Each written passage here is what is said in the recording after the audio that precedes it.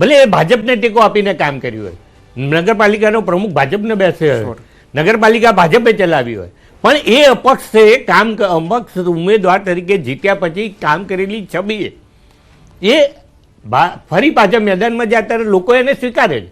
આપે કીધું વિકાસની વાત, તો વિકાસની વાત કરીએ તો યાત્રાધામ વિકાસની અંદર એ અંબાજી હોય, પાવાગઢ હોય, બહુચરાજી હોય, મોઢેરા હોય, ડાકોર હોય, આ બધા યાત્રાધામોનો વિકાસ, સર્વાંગી વિકાસ કરવાનું કામ એ થઈ રહ્યું છે. તમે ડાકોર જાઓ છો, હું ડાકોર જઈશ. 10 વર્ષ પહેલાના ડાકોરમાં અને આજના ડાકોરમાં ફેર દેખાય. બ્રિજ થયા હોય, રસ્તા થયા હોય, ગટરની સુવિધા હોય, પાણીની સમસ્યા હોય, અનેકવિધ અસુવિધાઓ વચ્ચે સુવિધાના કામ થયા હોય ત્યારે ભારતીય જનતા પાર્ટીને કોઈ વિશ્વાસ કરીને ટેકો આપવા બી તૈયાર થાય. એ જ પરંપરા આ ચૂંટણીમાં પણ રહી છે. મેં કીધું કે રત્નાબેને વાત કરી કે વાત કરી અગાઉમાં સતીશ નિશાળિયા ગયા. કોંગ્રેસ પાસે એક જ વોટ બેંક હતી, લઘુમતી વોટ બેંક.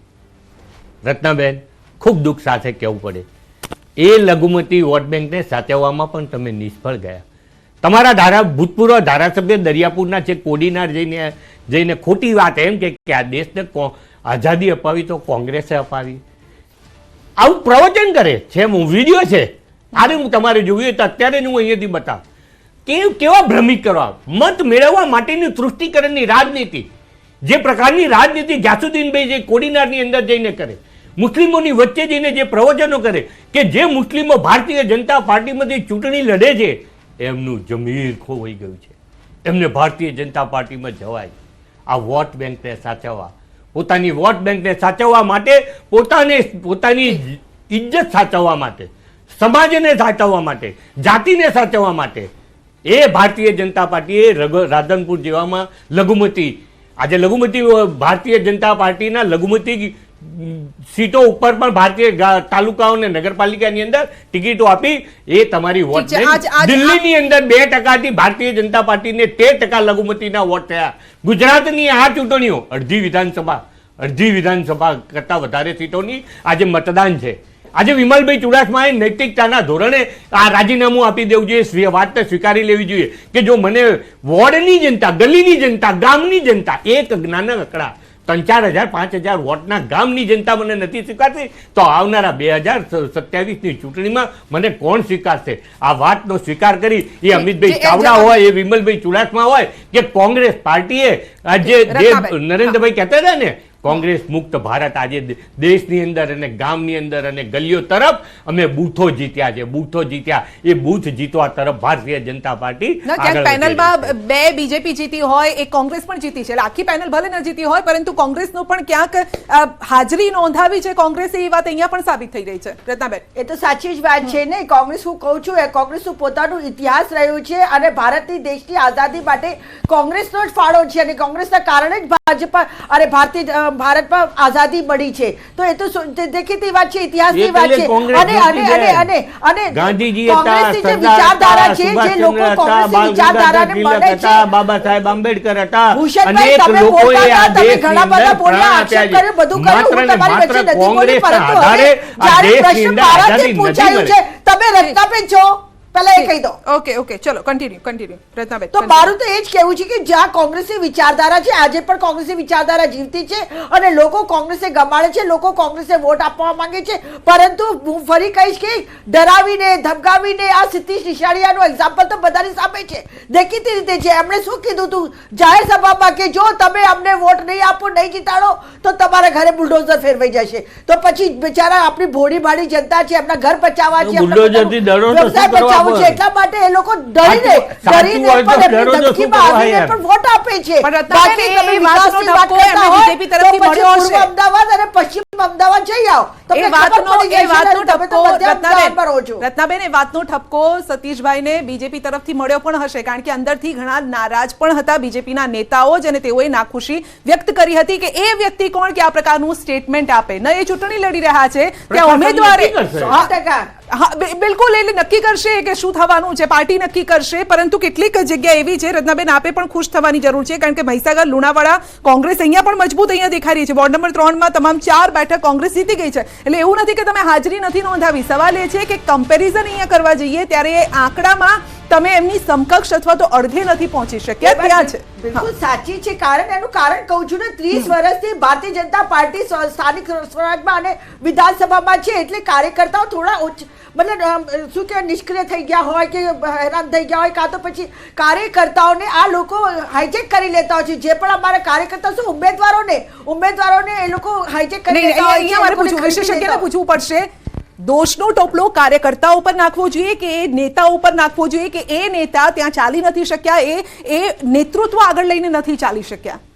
મારું કહેવાનું અર્થઘટન ખોટું થયું છે. અહીંયા હું કહેવા માંગુ છું કે થોડા હતાશા આવી જાય છે, પણ એનું સીધું દેખાઈ રહ્યું છે ને રત્નાબેન, આટલું મજબૂત છે. વિમલભાઈ, આ ચહેરો જાણીતો છે. આ વિમલભાઈ ધારાસભામાં આપણે જોયું છે વિમલભાઈને, તો એ ચહેરો જો આ સ્થાનિક સ્વરાજની ચૂંટણીમાં ન ચાલે તો ક્યાં ચાલશે? એવું નથી કે કાર્યકર્તાઓ કામ નથી કરતા. વિમલભાઈ વિશે એક વાતચીત કરવા માંગુ, જયારે આ વસ્તુની કે જયારે ધારાસભ્ય અને સાંસદ જયારે ગ્રાઉન્ડ લેવલે ઉતર્યા હોય, સામસામે ઉતર્યા હોય, ત્યારે પ્રજાએ પણ એક વસ્તુ વિચારવાની જરૂર પડે આની અંદરથી, કે આ એનાલિસિસ ઉપરથી આપણે એવું કહી શકીએ કે જે 2027 ઇલેક્શનની અંદર જો ઇલેક્શનની અંદર ચૂંટણીની અંદર ટિકિટ નથી આપતું તો કોઈક તો મારી જોડે નીચેથી ગ્રાઉન્ડ લેવલના સપોર્ટ તો જોઈએ, મારી જોડે ઉપરના કદાવર નેતા તો ઘણા બધા હોય, પરંતુ જ્યારે મને નીચેનો સપોર્ટ નથી, આ નીચેનો સપોર્ટ ભેગા કરવા માટે, લોકોની પ્રતિષ્ઠા મેળવવા માટે આ બંને નેતાઓની વાતચીત છે. નીચેના ગ્રાઉન્ડ લેવલના 5000 લોકોનું ટોળું રહીને જ્યારે કહેવામાં આવે કે અમારા નેતાને ટિકિટ આપો, ત્યારે દબાણ પડે. આ એ લેવલની ઇલેક્શન માટે ઉતરેલા લોકો જે છે, કે જે આ મોટા કદાવર નેતાઓ જેને આપણે કહી શકીએ એ લેવલના નેતા જ્યારે આ ઇલેક્શનની અંદર ઉતર્યા છે, ત્યારે એનું ઓરિજિનલ કારણ જે કહી શકીએ આ કારણથી ઉતર્યા છે કે આની અંદર જ્યારે ઇલેક્શનની અંદર જ્યારે પ્રજાનો વિશ્વાસ જીતવામાં આવશે, ગ્રાઉન્ડ લેવલની પ્રજાનો વિશ્વાસ જીતવામાં આવશે, ત્યારે કદાચ ઇલેક્શનની અંદર ટિકિટ ન આપવામાં આવે તો ઇલેક્શનને ટિકિટ ન આપ્યા પછી કંઈક હોબાળો કરવા માટે માણસો આપણી જોડે સંગઠન જોઈશે, જે સંગઠનનો અભાવ જે કોંગ્રેસની અંદર આપણે કહી શકીએ છીએ. અને જે જગ જાહેર છે કે ગ્રાઉન્ડ લેવલ અને શીર્ષ નેતૃત્વ જે કહી શકીએ એ એમની પાસે મજબૂતાઈ લેવલનું નથી, જ્યારે ભારતીય જનતા પાર્ટી પાસે બૂથ લેવલના માણસો કહી શકીએ, વોર્ડ લેવલના માણસો કહી શકીએ, મેનેજમેન્ટ લેવલનું માણસ અને માઇક્રો પ્લાનિંગ જે કહી શકીએ કે એક અવાજ અને એક ઇશારેથી નીચેની જે આખી ટીમ તૈયાર કરવી, જે સ્ટેપ બાય સ્ટેપ સ્તરબદ્ધનું કાર્ય કરવું. મારા શબ્દ છે કે સ્તરબદ્ધનું કાર્ય કરવું, કારણ કે જે રીતે અત્યારે હાલ આપણે કહી શકીએ છીએ કે વિકાસની વાત હોય તો અમુક વસ્તુની અંદર આપણે એક્સેપ્ટ કરવું જ રહ્યું, દરેક વસ્તુની અંદર વિરોધ જે છે એ કામ આપણે વિપક્ષને સોંપેલું છે. જે વિપક્ષ નબળી પડી રહી છે વિરોધ કરવાની અંદર, ત્યાં આગળ ક્યાંક જે છે કે ભારતીય જનતા પાર્ટીની સીટો વધી રહી છે અને મજબૂતાઈવાળો વિપક્ષ હોવો જ જોઈએ. જો વિપક્ષ હશે તો જ આ ચૂંટણી અને લોકોની પ્રશ્નો સોલ્વ કરવા, પ્રજાના પ્રશ્નો સોલ્વ કરવા માટે મજબૂત વિપક્ષ હોવો જ જોઈએ, અને એ હશે તો જ આને લોકશાહીની અંદર ચાલી શકીશું. તો એના માટે મજબૂત વિપક્ષ તરીકે કોંગ્રેસે ઉભરી આવવું પડશે.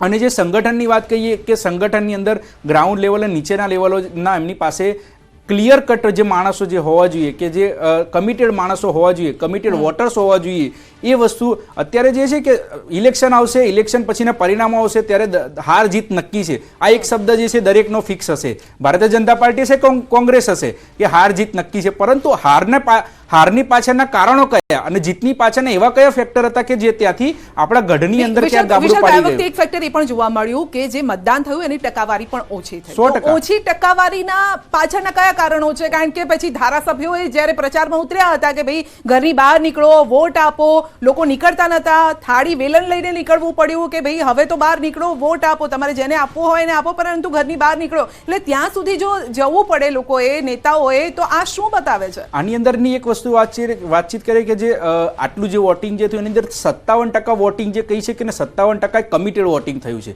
કે જો હું ભારતીય જનતા પાર્ટીને વર્ષોથી વોટિંગ કરું છું, કોંગ્રેસની અંદર વર્ષોથી વોટિંગ કરું છું, તો હું એને વોટિંગ કરીશ. એ કમિટેડ વોટિંગ આની અંદર થયું છે. જે નોર્મલી 10 થી 12% વાતચીત કરવા જઈએ, એ લોકો જે બહાર આવ્યા છે અને જે પબ્લિક નથી આવી, એ ક્યાંક ને ક્યાંક જે કારણો દર્શાવવામાં આવી રહ્યા હતા કે કારણોની અંદર અમારે લગ્ન પ્રસંગ છે, કોઈક મેડિકલ કન્ડિશન, આવું બધું પણ આપણે મીડિયાના માધ્યમથી જોવા મળ્યું છે. એ હું તમને જણાવી રહ્યો છું. અને જે નથી આવેલા એ અસંતુષ્ટ લોકો અને ક્યાંક એમની માંગ અને સંતોષની જે છે એ પૂરી ન થનારા લોકો. અને બીજી વસ્તુની વાત છે કે આની અંદર જે ક્રોસ વોટિંગ પણ જે થયેલું છે, ક્રોસ વોટિંગ મીન્સ કે ભારતીય જનતા પાર્ટીની અંદરથી ક્યાંક નારાજ થયેલા ઉમેદવારો, આની અંદર કોંગ્રેસની જે સીટો જે જોવા મળી રહી છે ને, એ ક્યાંક જો આમ આદમી પાર્ટી દિલ્હીની અંદર જો ઇલેક્શનની અંદર જીત થઈ હોત તો આ કોંગ્રેસની આ સીટો અત્યારે જોવા ના મળી હોત. ક્યાંક કોંગ્રેસની અંદર મોટા પ્રમાણની અંદર ગાબડું જોવામાં મળ્યું હોત. જો ભારતીય જનતા પાર્ટીની અંદર અમુક સીટોની અંદર જે અસંતુષ્ટ જોવા મળ્યો તળાજા પાલિકામાં કોંગ્રેસની ખુશી ગમમાં ફેરવાઈ, કારણ કે પહેલા કોંગ્રેસ જીતી હતી તેવું બતાવાયું અને પછી રીકાઉન્ટિંગની માંગ કરવામાં આવી તો તેમાં બીજેપીની પેનલની જીત થઈ છે. આ શું બતાવે છે અહીંયા? જે ગમ હતો એ ખુશીમાં ફેરવાઈ ગયો. ભૂષણભાઈ, સાચા અર્થની અંદર છે. લોકશાહીની ગણતરીની અંદર સૌ કોઈનો અધિકાર છે. 5-15 આ નાની ચૂંટણીઓ છે. 25-30,000 4,000ની અંદરની ચૂંટણી. 5-25 વોટે હારજીત થતી હોય ત્યારે ક્યાંક પોસ્ટલ બેલેટ હોય, ક્યાંક ઈવીએમમાં ટોટલમાં કાઉન્ટિંગમાં ભૂલ થઈ હોય. ઉમેદવાર માટે આ સંતોષ માંગણી કરી હોય ઉમેદવારે અને આ પરિણામ બદલાયું હોય. વાત એટલી છે કે જે કેટલો આત્મવિશ્વાસ હશે એ પેનલને, હારેલી પેનલને, કે આવું બને નહીં, આ પરિણામ ના હોય. ત્યારે એને રિકાઉન્ટિંગ માંગ્યો છે અને રિકાઉન્ટિંગ માંગ્યા પછી રિકાઉન્ટિંગની અંદર કાઉન્ટિંગમાં ટોટલ થયા પછી એનો વિજય થયો એટલે આનંદ હોય સ્વાભાવિકપણે. પણ આ પરિણામો એ આવનારી ચૂંટણી